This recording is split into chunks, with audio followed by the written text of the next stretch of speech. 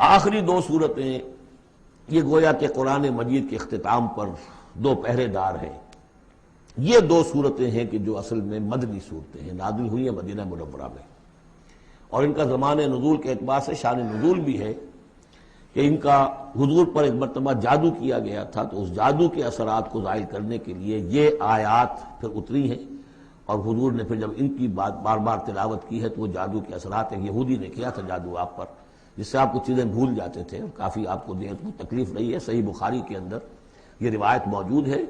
ہمارے جدید کچھ ریشنلسٹ ہیں اور جو خاص طور پر منکرین حدیث ہیں، وہ سمجھتے ہیں کہ اس میں تو توہین ہے رسول کی کہ جادو کا اثر ہو سکتا ہے۔ رسول بھی اس اعتبار سے بشر ہوتے تھے، تلوار کا اگر کاری زخم پڑا ہے تو خون نکلا ہے، اور خون نکل گیا ہے تو زوفتاری ہوا ہے، زوفتاری ہوا تو بے ہوشی بھی ہوئی ہے۔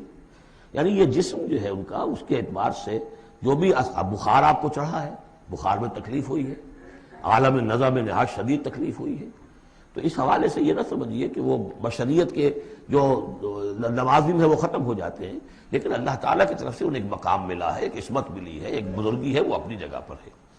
تو جادو کا وہ واقعہ بالکل صحیح ہے جو ہوا ہے، لیکن اس کے لیے اب یہ دو صورتیں ہیں، اور یہاں خاص طور پر نوٹ کر لیجئے کہ یہ معوذتین، یہ ایک صورت بھی ہو سکتی تھی، لیکن قرآن حکیم میں جو عام مزاج ہے کہ صورتیں جوڑوں جوڑوں کی شکل میں ہے، تو دو حصوں میں تقسیم کر دیا۔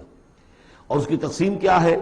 ایک وہ چیزیں ہیں جو انسان پر باہر سے حملہ آور ہوتی ہیں، اور ایک چیز وہ ہے جو انسان کے اپنے اندر سے حملہ آور ہوتی ہے۔ ان دونوں کو دو علیحدہ چیزوں میں رکھ کر اور سکھایا گیا ہمیں کہ تم ہمیشہ اللہ کی پناہ طلب کرتے رہا کرو ان چیزوں کے اثرات سے، ان چیزوں کے اثرات بد سے اپنے آپ کو بچانے کے لیے۔ بسم اللہ الرحمن الرحیم، قل اعوذ برب الفلق، کہو کہ میں پناہ میں آ گیا صبح کے رب کی۔ فلق، فلق ویسے تو یہ لفظ ہم پڑھ چکے ہیں سورہ انعام میں، فالق الاصباح، رات کی تاریکی کا پردہ پھٹتا ہے اور سپیدہ سحر نمودار ہوتا ہے، یا گٹھلی، فالق الحب والنوائب، تو وہ جو گٹھلی ہوتی ہے وہ بھی پھٹتی ہے تو اس میں سے دو پتیاں نکلتی ہیں تو درخت بنتا ہے۔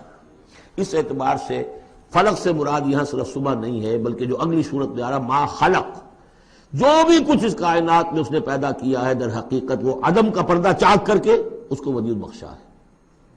عدم سے، عدم محض سے، کریشن ایکس نہیلو، بغیر کسی شے کے کسی شے کو بنانا۔ تو قل اعوذ برب الفلق من شر ما خلق، میں پناہ میں آتا ہوں اس کی تمام مخلوقات کی پناہ سے۔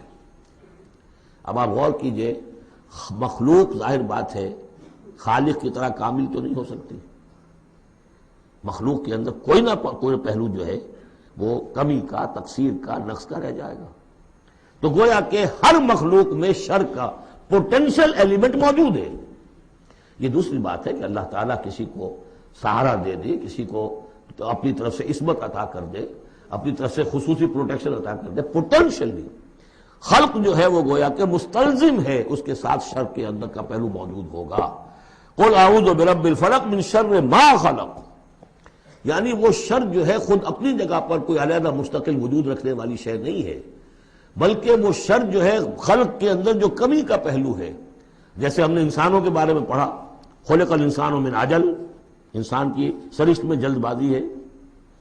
خلق الانسان ضعیفا، انسان کمزور پیدا کیا گیا ہے۔ وہ جو اس کا ہے، جو اس کا فطرت والا پہلو ہے، جو روحانی پہلو ہے، وہ تو ہے انا خلقنا الانسان فی احسن تقویم، لیکن جو یہ حیوانی پہلو ہے اس کا جو مادی وجود ہے، اس میں تو ذوق بھی ہے۔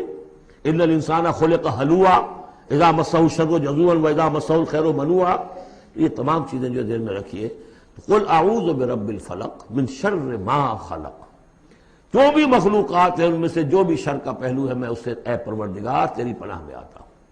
ومن شر غاسق اذا وقب، خاص طور پر یہ رات کو ڈھانپ لینے والی جو ہے رات، اندھیرا، یہ ظاہر بات ہے اسی پھر رات کے پردے میں چوری بھی ہے، ڈاکہ بھی ہے، اسی میں پھر غول بیابانی جو ہیں، شیاطین جن ہیں، ان کا بھی جو حرکتیں ہوتی ہیں، پھر یہ ساری چیزیں جو ہے اسی کے سلسلے من شر غاسق اذا وقب، سانپ بچھو وغیرہ بھی اسی وقت نکلتے ہیں۔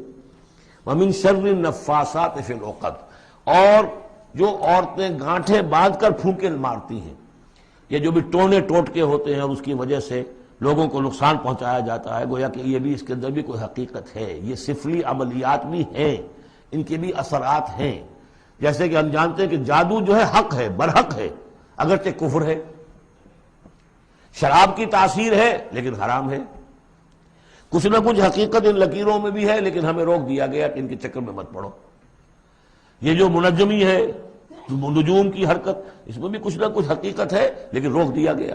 تو کسی چیز کا ہونا بالفعل یہ اور شے ہے، لیکن اس کا جائز ہونا یہ اور شے ہے۔ تو بالفعل یہ عملیات ہیں جیسے اچھے اعمال ہیں، اور ان کو جو ہے کوئی اچھے اوراد ہیں، اچھے وظائف ہیں، تو ان کے کچھ اثرات جو ہیں اچھے ہو سکتے ہیں۔ اسی طریقے سے اس قسم کی چیزوں میں جادو کے جو کلمات ہوتے ہیں ان کی بھی تاثیر ہے۔ اور وہ جو عورتیں جو ہے وہ جادو کرتے ہوئے، جس کو ہم کہتے ہیں کہ وہ تعویذ گنڈا وغیرہ جو ہوتا ہے، پھر وہ اس میں پھونکے مارتی ہیں، تو اللہ تعالیٰ سے میں ان کے شر سے بھی پناہ چاہتا ہوں۔ وَمِن شَرِّ حَاسِدٍ إِذَا حَسَدَ، اور حسد کرنے والے کے شر سے بھی میں اللہ کی پناہ طلب کرتا ہوں، جبکہ وہ حسد اپنا استعمال کرے۔ اگر حسد ہے دل کے اندر ہے تو بات اور ہے، حسد کو بروئے کار لائے وہ، اور وہ انسان کے درپے ہو جائے اس حسد کی وجہ سے اس سے کوئی نقصان پہنچانے کو۔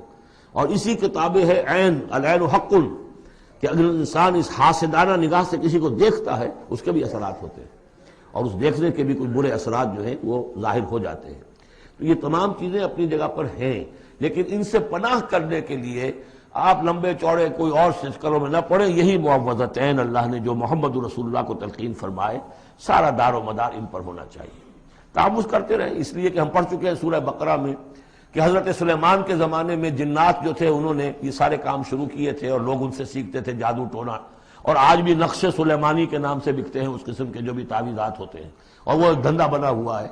تو اس کو لوگوں نے سیکھا، اور وہ لوگ جو ہے آج بھی ہمارے ہاں یہ چیزیں چل رہی ہیں، لیکن یہ چیزیں حرام کی گئی ہیں، اور کہا گیا ہے کہ کوئی کسی کو نقصان نہیں پہنچا سکتا جب تک کہ اللہ کا اذن نہ ہو۔ اگر یہ یقین انسان کے دل میں ہو تو پھر اسے کوئی نقصان نہیں ہوگا۔ اور ویسے تو یہ ہے کہ تکلیف اللہ کی طرف سے کسی وقت آ سکتی ہے، بغیر اس کے کہ کوئی اور آپ کو پہنچائے، اللہ کی طرف سے خود بھی آ سکتی ہے۔